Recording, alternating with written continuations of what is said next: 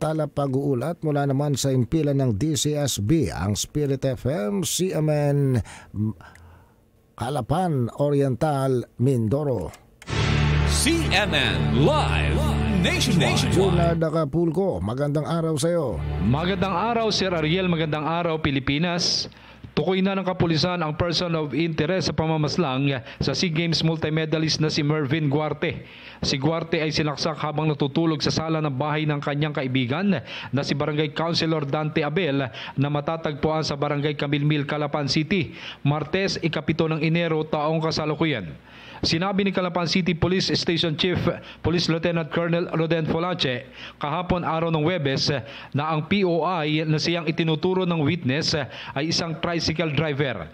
Sinasabi din na hindi ito kasama sa grupo ng mga naging kainuman ni Guarte bago ito makatulog bandang alas 3 ng madaling araw.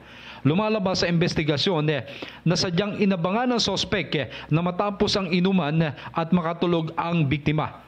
Makikita sa CCTV footage na hawak na ngayon ng kapulisan na ang nasabing POI ay naglakad papasok sa bahay ni Barangay Kagawad Abel.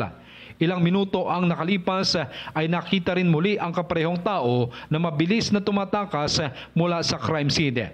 Ayon pa kay Police Lieutenant Colonel Folache, matagal na umanong magkakilala sina Guarte at ang sospek dahil sa lugar na ito nanirahan si Guarte simula noong siya ay second year high school at nagkita pa umano ang dalawa nang bumili ng alak sa tindahan ang biktima bago pa magsimula ang kanyang pakikipag-inuman.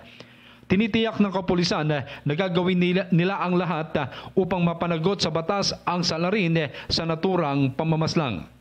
Ang labi ng pinatay na atletang si Guarte ay kasalukuyang nakaburol sa kanyang tahanan na matatagpuan sa Sitio Kamya, Barangay Malinaw, Nauhan, Oriental, Mindoro. Mula dito sa Oriental, Mindoro, ako si Junard Acapulco ng DCSB Spirit FM Calapan City. Reporting live para sa CMN Pilipinas. CMN Live Nationwide. Maraming salamat, Junard Acapulco. Mula po naman sa Spirit FM, CMN Calapan, Oriental, Mindoro.